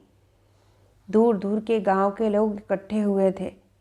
अलड़ युवतियां मोती की झालर से सजे रुमाल को हिलाकर जब झूले पर झूलती तो लगता सारा संसार उनका गुलाम है। थोरा, होरा और फूला अपनी सखियों के साथ ढोल की थाप पर नाचते लुभाते युवकों को देखकर प्रसन्न हो रही थीं। नृत्य के बाद मुट्ठी में गुलाल लिए युवक अपनी मनपसंद लड़कियों की तरफ बढ़े तो लड़कियों ने सहम कर अपने मुंह घूंघट में छिपा लिए। कई लड़कियों ने युवकों का साथ दिया। उनका गुलाल स्वीकार कर खुद भी गुलाल लगाने लगी। चारों ओर प्रसन्नता छा गई। युवक और युवतियां अपने जोड़े बनाकर हाट से भाग गए। युवक और युवतियां शक्कर की विशेष प्रकार की बनी मिठाई माजम खाकर आनंद मना रहे थे। देखते ही देखते जाने कितने जोड़े भगौरिया हाट से भाग गए। सारे हाट में होरा पुजारी के बेटे को खोजती रही पर वह कहीं नहीं दिखा। उसे मालूम पड़ गया था कि होरा की सगाई हो गई है। उदास होरा मन मसक कर रह गई। सारे हाट में नीली पीली लाल सफ़ेद केसरिया पगड़ियों की छटा देखते ही बन रही थी। सारे दल एक दूसरे को गुलाल लगाकर भेंट कर रहे थे। नीमड़ा अपने परिवार के साथ गांव लौट रहा था। लौटते समय सब एकदम चुपचाप थे। सभी की आंखों में मेले का दृश्य समाया हुआ था। साथ ही कई लड़कियां भगौरिया हाट से भाग गई थीं। उनके बिछुड़ जाने की वेदना कसक सबको थी। बैलगाड़ी मंद गति से चल रही थी। बैल कहीं भगौरिया हाट से भागी लड़कियों को ब्याह हुई जावे को, कुछ को तो हुई जावे, पर कदी कदी तो भारी लड़ाई मच जाती है रे होरा। हमारे समय में छोरी छोरे के संग भाग जाए तो छोरी का बापू छोरे के घर तीर और चोली पठाता है। यह सब एक संदेश है। छोरे के बापू ने चोली राख कर तीर वापस कर दिए तो जाड़ो ब्याह पक्को, और तीर राख कर चोली फिरा देवे तो समझो लड़ाई मचेगी, लड़की वापस लानी पड़ेगी। दोनों में भारी युद्ध छिड़ जावेगो। माँ, कहीं युद्ध हुयो तो कदी? हाँ, मारे वक़्त कई बार हुयो। ऐसी छोरी को फिर कोई दूसरा ब्याह नहीं करे है। ओ माँ, सब लड़कियों ने सहम कर आंखें मूंद ली। दोनों छोरियों का ब्याह सामने आ गया था। नीमड़ा सेठ की चक्कर लगा लगा कर थक गया था। जब भी जाता एक ही उत्तर मिलता, टेसुआ इंदौर गया है, गुजरात गया है। नीमड़ा की बुद्धि काम नहीं कर रही थी। टेसुआ का मुंह उस दिन से दोबारा नहीं देखा था। मन में ढेर सारी शंकाओं के नाग फन फैलाकर उठने लगे थे। उसका मन कुमलाने लगा था। सामने ब्याह था और बेटा घर में नहीं था। टेसुआ की माँ की समझ में भी बात नहीं आ रही थी।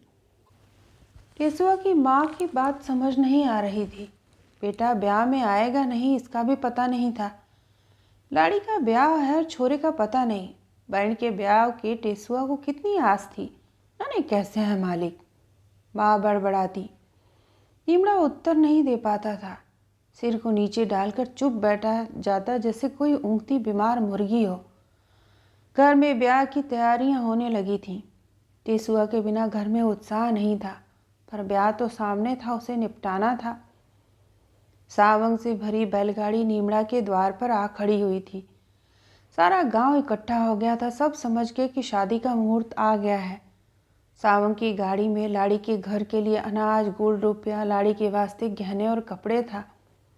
सावंग की गाड़ी जैसे ही द्वार पर लगी, बच्चों की टोल आ जुटी गुड़ खाने। घरों से औरतें आकर इकट्ठा होने लगीं। सबके चेहरे पर प्रसन्नता और उत्साह था। ढोलक बजने लगी। नीमड़ा के घर सावंग का सगुन आया है। देखते ही देखते दूर दूर तक मुनादी हो गई। नीमड़ा ने गांव के लोगों के साथ मिलकर सावंग के साथ आए लोगों का स्वागत किया, भेंट किया, गले लगकर पैर छूकर उनका मान किया। चहल पहल के वातावरण के बावजूद नीमड़ा और उसकी पत्नी की आंखों में टेसुआ का न होना खटकता रहा। आँख की कोर भीगी रही। चेहरे की मुस्कान के पीछे मन की उदासी बनी रही। सावंग के शगुन में आया गुड़ बांटा गया। घर में चूल्हे पर कढ़ाई चढ़ा दी गई, पकवान बनने लगे। ब्याह की तैयारी और बधाई गीत गाए जाने लगे। सावंग की बैलगाड़ी से अनाज की टोकरियां उतारी गईं। सावंग के साथ आया अनाज औरतों ने माथे से छुआकर गढ़ी के देवता को चढ़ाया। सबको तिलक लगाया गया। सावंग की बैलगाड़ी के साथ आए बैलों को भी तिलक लगाया गया। सावंग के शगुन में आया सामान, गहने उठा उठाकर औरतें निरख रही थीं। थोरा और होरा को हल्दी लगाई गई। सारा वातावरण मंगलमय हो उठा। दूसरे दिन बारात आई। बारात ढोल नगाड़े बजाते आई। एक आदमी बारात के आगे पीतल के कलश में पानी लेकर चल रहा था। गांव वालों ने कलश की थाली में शगन के रुपए रखे। मादल बज रहा था। नीमड़ा समधी का हाथ पकड़कर मंडप में लाया। मंडप जामुन और आम की टहनियों का बनाया गया था। सभी बारातियों को सल्फी पिलाई गई, तिलक हुआ। सभी ने मिलकर भोजन किया। दोनों दूल्हों को एक सजे हुए चबूतरे पर बैठाया गया। भीतर दुल्हनों को सजाया गया।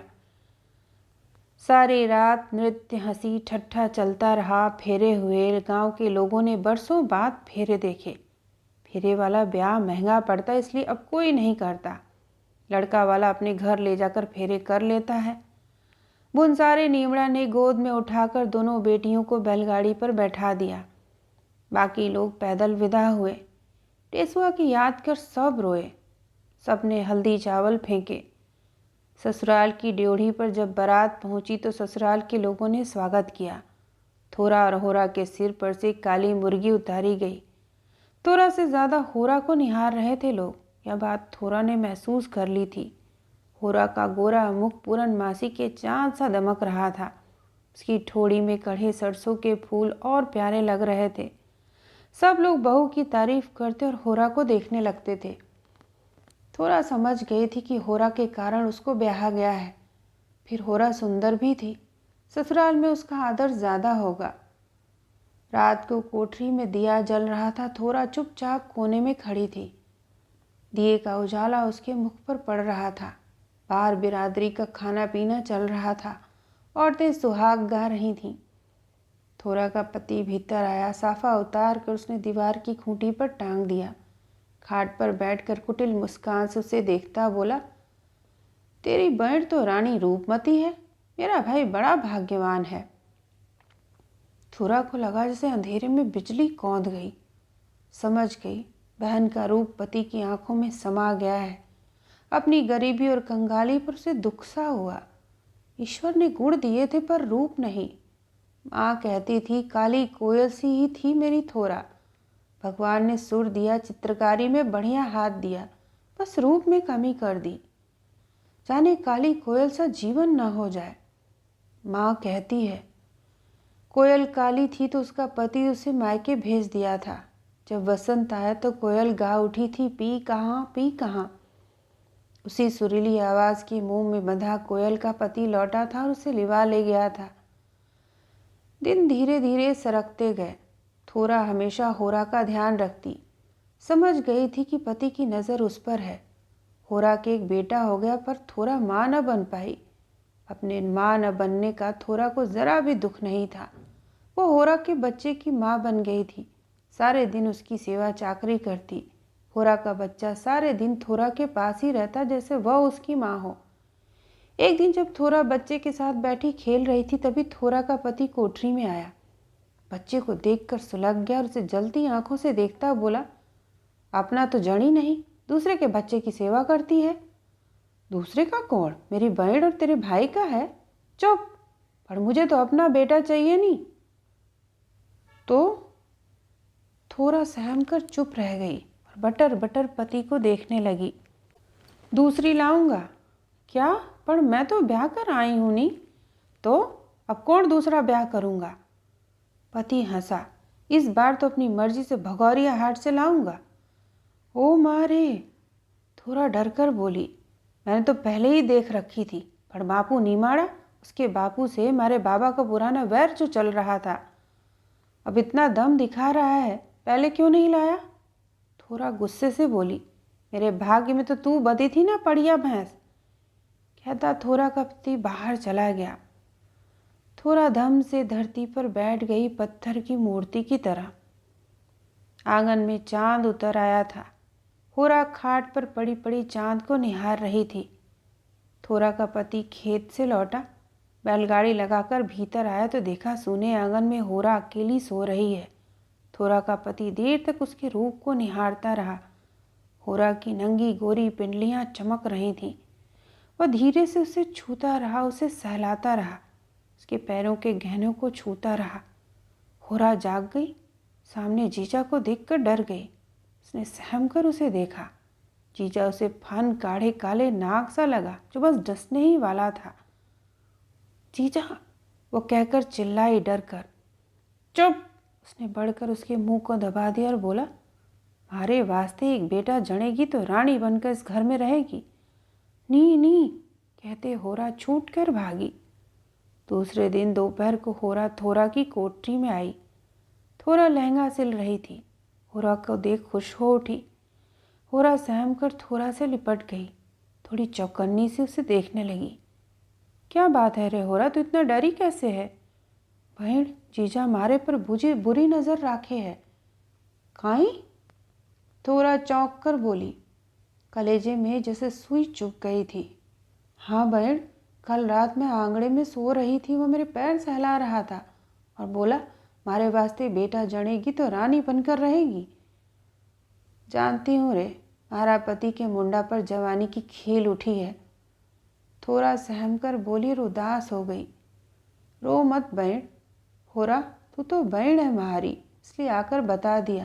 पर सोच नहीं, जिस औरत का आदमी दूसरी औरत पर नज़र रखते हैं उसकी अपनी कहीं इज्जत कौड़ी भर भी मोल नहीं। ऐसा मत बोल, तू तो इस घर की बड़ी बहू है, मेरी बड़ी बहन। बापू ने सोच समझकर ही तो हमारा ब्याह एक घर में किया। मैं देखूंगी तेरी इज्जत कैसे घटेगी। और कहीं बोलियो? थोरा ने दुखी मन से पूछा। बोल रियो थो, थारी ठोड़ी को सरसों फूल मारे बड़ा अच्छा लगे है। देख बहन, मैं मना करती थी पर तू नहीं मानी और कढ़वा दिया। अब यह तो तुझे सांप के दांत लागे हैं। देवर को बताया तो नहीं दोनों भाइयों में बैर हुई जातो। अच्छा करी जो नहीं बताया। तू मत डर, थारा बाल भी बांका नहीं होगा मारा रहते। थोरा ने उसे सांत्वना दी पर उसका मन बुरी तरह से भीतर से मथ गया था। टेसुआ को दल के साथ जानवर चुराने भेजा जाता था। जानवर वाला 1000-2000 की रकम जमा कर अपने जानवर छुड़ा कर ले जाता। छुड़ा कर ले जाने वाले इक्का दुक्का लोग ही आते, वरना कोई नहीं आता। ट्रक में भरकर जानवरों को गुजरात की मंडी में ले जाकर बेच दिया जाता था। सेठ का यह भारी व्यापार था। लगभग 500 आदमी इस कार्य में लगे थे। गांव-गांव जानवर पकड़ने, डाका डालने 150 आदमी जाते थे। पुलिस के आदमी सेठ से मिले थे। रोज सेठ के घर दावत खाने आते थे। काम के समय किसानों के जानवर चोरी हो जाने से किसान अपाहिज हो जाते थे। नीमड़ा सेठ की दुकान पर आता और बैठा बैठा साँझ को गांव लौट जाता। बेटे के दुख ने उसे कमज़ोर और बूढ़ा कर दिया था। रोज नीमड़ा रोता गिड़गिड़ाता, पर मुनीम जरा भी नहीं पसीजता। मुनीम जी, यह नीमड़ा तो रोज कुत्ता घाई आकर सीढ़ियों पर बैठ जावे है। सेठ जी ने चिंता व्यक्त की। क्या करूं सेठ जी, कितना हकालूं, जाता ही नहीं। हकलाने से काम नहीं चले नी, सेठ जी बोले। मुनीम जी, देसी कुत्ता और देसी आदमी ऐसे नहीं जाने वाला, कोई उपाय करो। समझ गया सेठ जी, मैं चोरी का काम नहीं करूँगा, मना कर दूंगा। टेसुआ ने कहा। तो क्या करेगा? सेठ ने मेरे बापू के संग धोखा किया। सेठ तो पूरा कांस है, खेत में कांस उगाता है तो फसल नहीं उगती। ऐसे ही यह समाज की धरती पर उगा कांस है, इसे जड़ से उखाड़ दूंगा। टेसुआ गुस्से से बोला। ऐसा मत बोल, इसी काम में कोई रास्ता कढ़ेगा। मैं करने से नहीं डरता। चुप हो, कोई आ रहा है। दोनों चुप हो जाते। घनी काली रात बड़ी डरावनी लगती। टेसुआ को आकाश माँ के चमचमाते पल्लू सा लगता। जाने अब इस जन्म में बापू और माँ को देख पाएगा या नहीं। उसकी आंखें डबडबा उठती। अपनी कोहनी में मुंह डालकर वह जोर से रो पड़ा। सेठ जी की एक ही लड़की थी। सेठ जी चाहते थे कि पढ़ लिख जाए, पर उस लड़की का मन पढ़ाई में ज़रा भी नहीं लगता था। रोज़ सरकारी स्कूल में जाती थी, ले देकर पढ़ती थी। उसका नाम कमला था। कमला जब स्कूल जाती तो मास्टर भय से कांपते। हर व्यक्ति सेठ का कर्जदार था। कमला को पढ़ाने में अच्छे अच्छे मास्टर को पसीना आ जाता था। वो चंचल भी बहुत थी। घर में मन नहीं लगता तो स्कूल आ जाती, स्कूल में मन नहीं लगता तो घर पहुंच जाती। घर में संदूकों में रुपया गहना भरा रखा था। वो रोज ढेर ढेर गहने पहने बैठी रहती। कमला की माँ बचपन में ही मर गई। कमला सारे नौकरों को डांटती मारती दंड देती रहती थी। गौशाला से एक आदमी रोज सेठ के घर दूध पहुंचाने जाता था। जो लड़का दूध पहुंचाता था वो बीमार पड़ गया। एक दिन गौशाला के मुखिया रामचरण ने टेसुआ की ड्यूटी सेठ के घर दूध पहुंचाने पर लगा दी। मुखिया रामचरण ने उसे सेठ के घर का पता समझा दिया। पहली बार उसे स्वतंत्र कार्य दिया गया था। दूध की केतली लेकर टेसुआ धीरे धीरे रेंग गया। फिर उसके मन में आया कि बाहर आकर वह भाग जाए। सोचा, सेठ के आदमी फिर पकड़ लाए तो। सेठ के घर पहुंचकर टेसुआ ने दरवाज़ा खटखटाया। दरवाज़ा कमला ने खोला। टेसुआ कमला को देखकर दंग रह गया।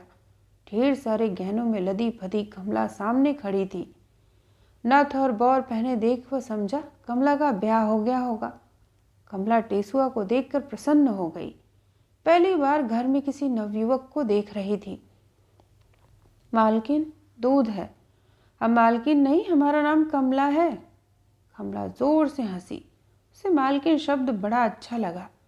बड़े से घाघरे को सकेलती वह कुर्सी पर बैठ गई और बाँह तक चढ़ी सोने की बड़ी बड़ी चूड़ियाँ और कंगन को संभालती बोली, तुम्हारा नाम क्या है? पहली बार दिख रहे हो। हम तो सेठ जी के चाकर हैं। जो दूध लाता रहा वो बीमार, इसलिए मुखिया ने हमें भेजा है। हमारा नाम टेसुआ है। पढ़ते हो? पढ़ तो पाए नहीं, बस थोड़ा बहुत गा बजा लेते हैं। तुम रोज आना और मुझे बांसुरी और गाना सुनाना। मैं तुम्हारे गांव के गीत सुनना चाहती हूँ। तभी भीतर से एक मोटा हट्टा कट्टा जवान बाहर आया और पागल कुत्ते सा भौंका। कौन है रे तू? यहाँ कैसे आया? गौशाला से मुखिया ने दूध भेजा था, उसी को पहुँचाने आया था। ठीक है, अब चलता बन। ला दूध की केतली। उसके हाथ से दूध की केतली झपटता हुआ बोला। वह जवान भीतर दूध रखने गया तो कमला ने दुखी होकर उसे देखा और बोली, कल आना, अब तुम रोज आना। आपके पास बांसुरी होगी? टेसुआ प्रसन्नता से बोला, हाँ है, कल सुनाना। तब भी भीतर से जवान आया। वह जवान कमला को डपट रहा था। गहने चुरा कर ले जाता तो। चलो अंदर। दूसरे दिन टेसुआ फिर दूध पहुंचाने गया। आज भी कमला गहनों से लदी फदी कुर्सी पर विराजमान मिली। टेसुआ भी दूध की केतली नीचे रखकर फर्श पर बैठ गया। अच्छा, अब कोई गीत सुनाओ। गीत? पर कोई पीटेगा तो? कोई नहीं पीटेगा। सुनाओ। बांसुरी लाऊं? नहीं, बांसुरी आज नहीं बजा पाऊंगा, गीत भी नहीं सुना पाऊंगा। क्यों? गीत सुनाने से मेरा गांव, चौपाल, माया बापू, बैण, मक्का की रोटी, मरचा की चटनी सब याद आ जाएगा।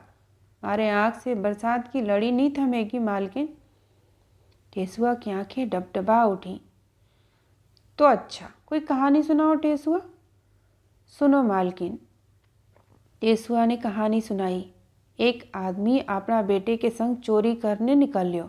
एक गेहूं का खेत दिखो।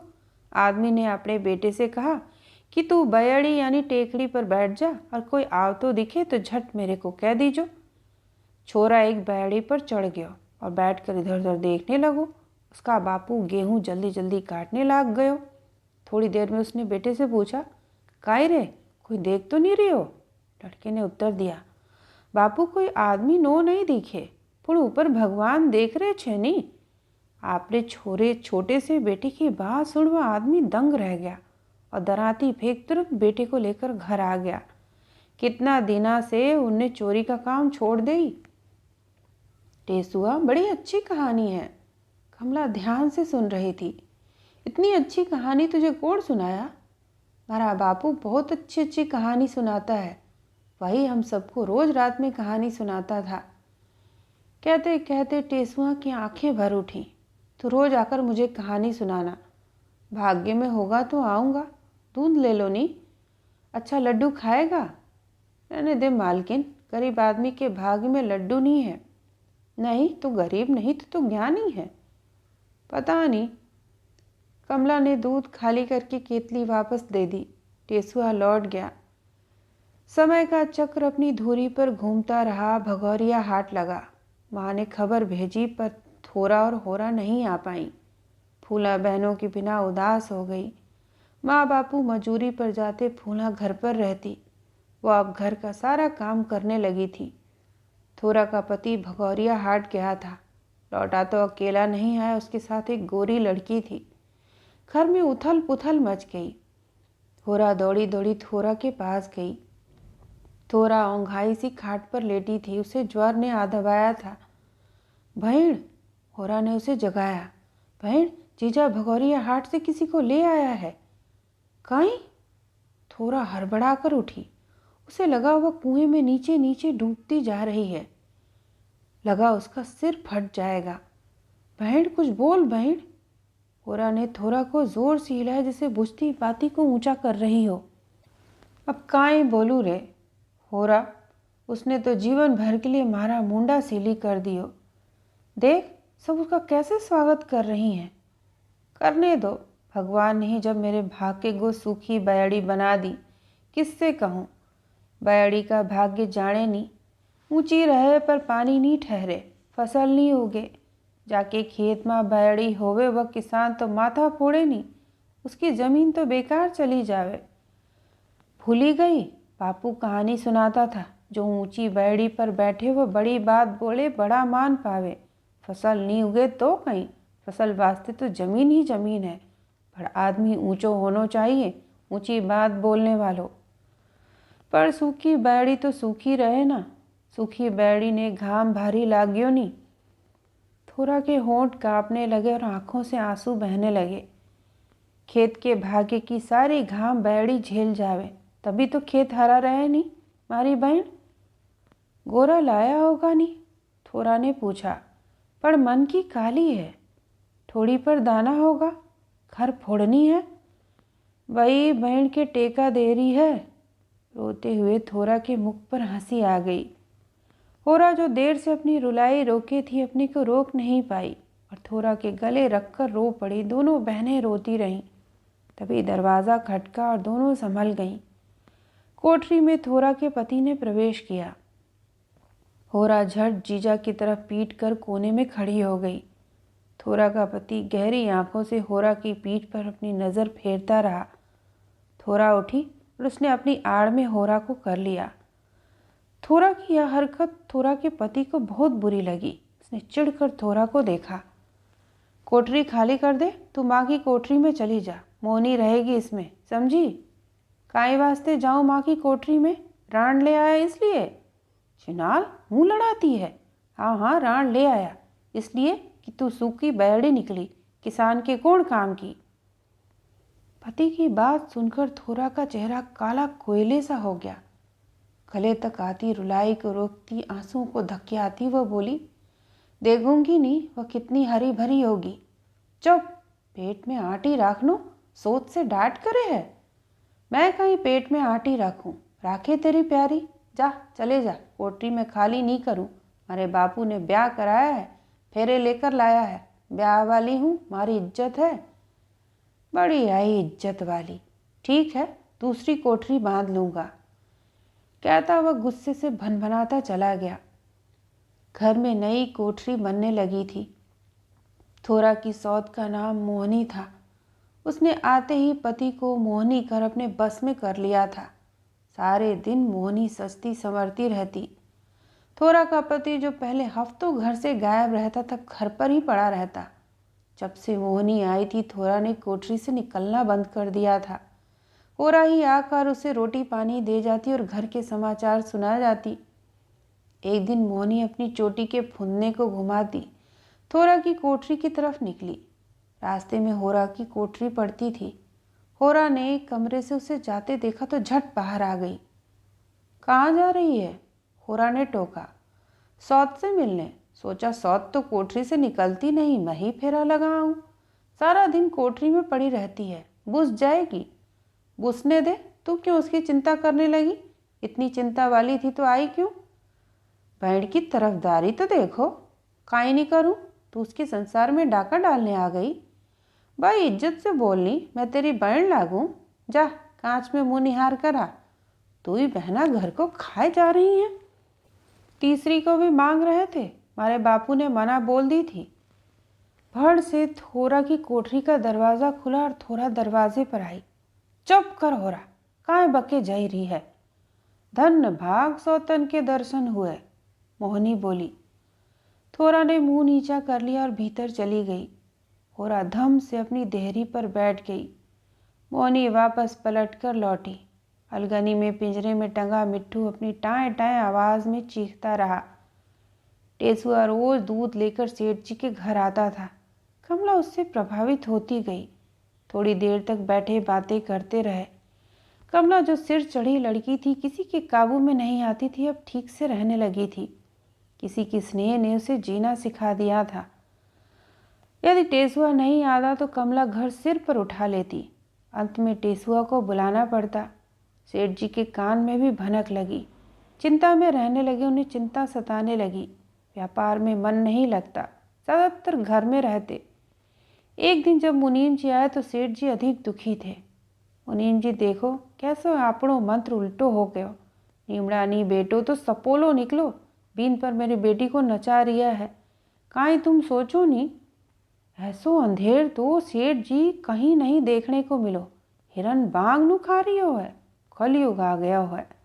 कमला बिट्टी रानी भील छोरोनी प्रेम में फांस गयो। मुनीम जी प्रेम नहीं, तू और मैं सब यह उम्र में भंवरी नचाड़े जाते थे नी, ऐसे ही जानो। कच्ची उम्र के छोरा छोरी प्रेम काहे जाने। छोरा चतुर निकलो, उल्टो पासा फेंको, कहीं अच्छो चाल चलो।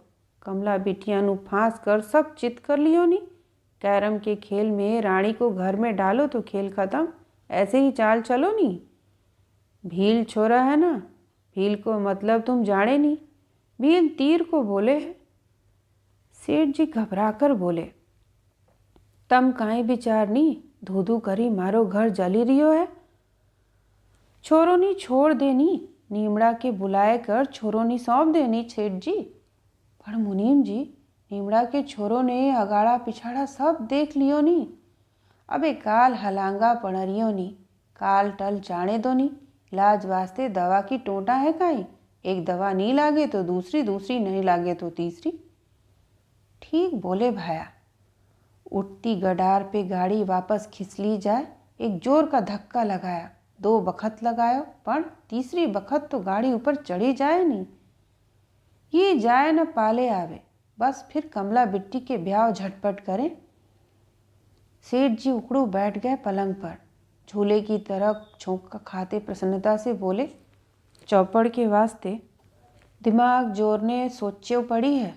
घास की फूलों नी कुप्पी लायो न छिड़की, न माचिस बताई न विचारो नी। नीमड़ा के खबर भेजू नी, काई वास्ते, कोई दरकार नहीं। छोरो नी छोड़ो, अपनो जाकर ठिकाने पर लाग जावेगा। पर लिखा पढ़ी, मुनीम जी चिंता से बोले। मुनीम जी, धंधों में कभी घाटों भी सहणो पड़तो, सोचो नहीं भाव नीचे गिरी गयो। ठीक कही सेठ जी, छोटे जानवर हाका में रखकर बड़े जानवर फंसे तो कौन नुकसान, फायदा ही फायदा। की अकल की बात बोले भाया। सेठ जी प्रसन्नता से गदगद होते बोले। रात्रि के समय जब कुत्तों ने एक साथ भौंकना शुरू किया तो गांव के लोग चौंके। पत्तों की चर चर मरमर की आवाज से सब डर गए। कोई डाकू तो नहीं, पुलिस तो नहीं, जूता पहन के कौन चल रहा है। गांव के लोग चिंता से अपने अपने घर से बाहर आए। बाहर घुप अंधेरा। कौन है रे? एक ने साहस से आवाज लगाई। दूसरी तरफ से कोई आवाज नहीं आई। शांति बनी रही। पर कोई चल रहा था, यानी कोई था, पर कौन? एक घर से लालटेन ले आया। लालटेन की मंद रोशनी में सबने देखा और चौंक कर चिल्लाए, टीसुआ, नीमड़ा, नीमड़ा रे, बेगा आ रे, छोरो आई गयो, बेगा आनी। एक साथ कई लोग चिल्ला पड़े। देखते देखते सारा गांव बाहर आ गया। हर घर का दरवाजा खुल गया। नीमड़ा लड़खड़ाता सा बाहर आया। काई मजाक उड़ा रिया है। नीमड़ा बाहर आकर खड़ा हो गया बिना हिले डुले। नीमड़ा पागलों की तरह दौड़ा और भरभरा कर पहाड़ की तरह टूटकर बेटे से लिपट गया। फूला और उसकी माँ भी बेटे से लिपट कर फपक उठे। गांव के लोगों ने बढ़कर नीमड़ा को संभाला। औरतों ने फूला की माँ को संभाला। दौड़कर माँ भीतर गई और गुड़ ले आई। घर की चारों दिशाओं में फेंक फेंक कर हाथ जोड़ जोड़ कर विलाप करती रही। लाज रख लियो रे, मारी कोक की ना लाज राख्यो। मानता करूं प्रभु बकरा दूं, ए मैं सदके जाऊं रे मारा पुरखा, थारे धोख दूं। टेसुआ घर के आंगन में बैठ गया। फूला को वह पकड़े था मानो कहीं फिर सब पिछड़ न जाए। टेसुआ अपने बावरे हुए माँ बापू को देखता रहा और रोता रहा। सारा गांव उन सबको घेरे था। सबने टेसुआ को घेर रखा था। सारा गांव अचरज अविश्वास से टेसुआ को देख रहा था। देखते देखते टेसुआ के लिए हर घर से रोटी साग दाल आ जुटी। टेसुआ की माँ भी अपनी कोठरी से मक्के की रोटी और मिर्च की चटनी ले आई। माँ के हाथ में रोटी देख टेसुआ की आंखों में चमक उतर आई। वह उठा, बढ़कर उसने माँ के हाथों से रोटी चटनी ले ली और खाने लगा। वह खाता जा रहा था और रोता जा रहा था। आज जाने कितने बरस बाद माँ के हाथ की रोटी मिली थी। उसने सोचा था, इस जन्म में अब कभी इस गांव में नहीं आ पाएगा, कभी माँ के हाथ की रोटी नहीं खा पाएगा। घर की पर्ची पर बरसों बाद बेटे को रोटी खाते नीमड़ा, माँ, फूला और गांव के सारे लोग देख रहे थे। अद्भुत दृश्य था। थोरा के घर मोहनी का दबाव बढ़ता गया। मोहनी का राज सारे घर पर था। मोहनी के गांव का आदमी रोज दिन आकर मोहनी से मिलता। मोहनी उसके संग घंटों हंसती बोलती। धीरे धीरे घर में शक की आग सुलगने लगी और एक दिन भड़क उठी। हाट से लौटते में थोरा के पति और मोहनी के पुराने प्रेमी का आमना सामना हो गया। लड़ाई मची।